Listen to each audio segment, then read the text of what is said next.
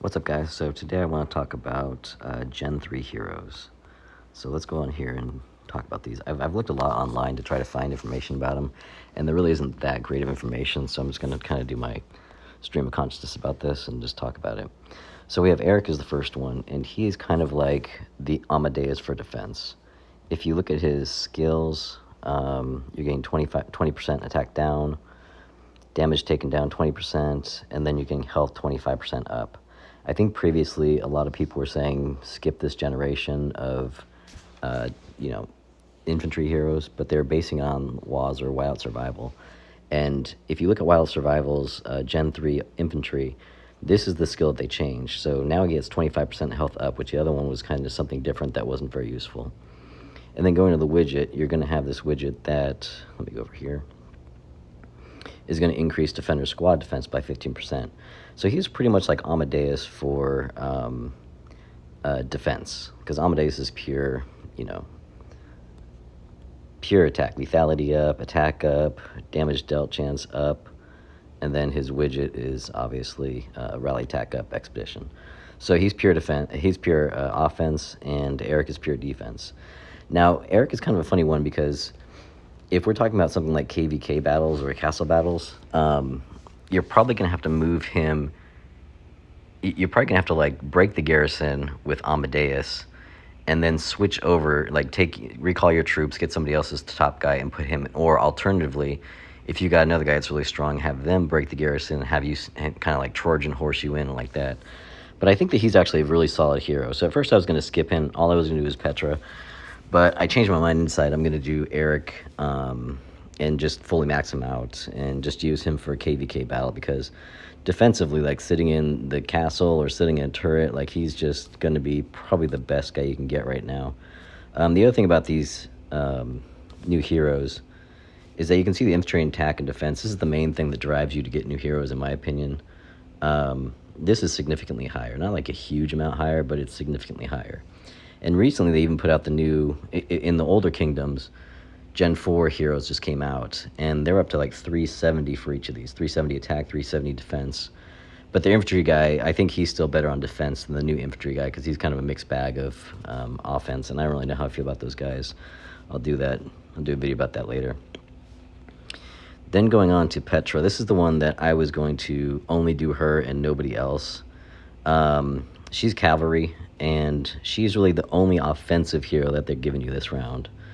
So looking at her skills, and she's not purely offensive either, but she's pretty offensive. So you've got enemy attack up 50%, 50% of the time, so that's pretty much 25% energy damage taken up. Here you go, damage up another 50-50, so that's another 25% damage up, pretty much. And then finally, there's damage down 40%, 50. So you're looking at pretty much like a 20% chance or 20% down damage. So pretty much as offensive as you can get. And then if you look at her widget, she is also has an offensive widget. So it increases rally squad attack by 15%. So that's pretty good. So compared to Hildy, which I had up here, she was pretty much a defensive hero.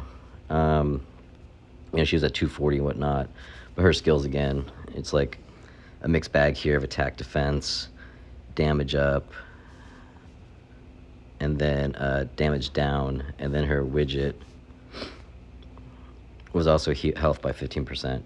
So she was kind of the first attack cavalry since Jabal, whatever her name is. And I never really maxed out Jabal, like as far as the gears were going. So for her, she was not really, I could have gone with her full, like maxed her out, whatever at this point, but given that the top she's ever going to get is like 200%, I just don't think it's worth it, given that, with Petra, you're getting like 290, right? So I think for that reason, Petra is probably a good choice, and she's the only offensive cavalry you have since Jabal. And finally, there's Jaeger. And so I'm going to max out Petra. That's my intent. So my offensive will be Marlin, Petra, and Amadeus. And then for defense, I'm going to have Eric, Marlin again probably, and Hildy. Now, Jaeger is also pretty much defensive. I'm probably just going to take him to 4 stars and not really do anything with his widgets or anything. And I may use him instead of Marlin in defense just when I'm doing that, because he's got decent defense stuff going on too. So I'll never get to this 290 because I don't intend to max him out. But for his skills, what we got here is it's kind of a 20% chance of 40% damage for 3 turns. So your chance there is like 20% chance of getting 40%. That comes out to about like 8% if you multiply those together, if I'm doing that right. And that's if his skill is maxed out, which it will be. And that's for 3 turns. So you're kind of looking at like 3 times 24. I think you're looking at pretty much like 24% chance of damage up, right? Not bad. Lethality down. This is actually kind of a good one. Lethality down, it's like 20% of 50%. So you're looking at 10% for 2 turns, so like 20% lethality down. That's not bad, you know? So if he's sitting in a turret and he's like giving that bonus to everybody, it's pretty good. And then finally, health up 25%, that's solid. You know, you can't argue with that. But I just don't think like he's like that great of a hero worthy of maxing out. Now, interestingly enough, when this next generation that's coming up, this is kind of going back to Petra, the next cavalry hero is actually pretty good. The next Cav 4 hero, I like her a lot, so I might end up getting the next Cav 4 person too. So if you're a person that just wants to do one for this one, I think Eric is the one that really stands out above all other ones. Because he really is kind of like the only one that will probably last through the next generation. I don't really see much going on for Petra. I mean, Petra you could run through the next generation too, but if you're like trying to be, you know, the top guy or whatever, the next one can have 370, and it's like pretty good skills for that person too. So anyway, that's kind of my review of the Gen 3 heroes. I know a lot of people, some people get on this thing and they just hype up everybody. And I think generally it is true that like if you want to be the top guy and you run all 3 and you max out all 3, that's one thing, but I think that's kind of unrealistic for most people. And so anyway, that's kind of my assessment of what Gen 3 is. So take that for what it's worth, and see if, you know, you have different opinions. Go ahead and leave them in the comments so I can understand why you guys think differently, because I am open to all opinions on this and I'd like to know better too.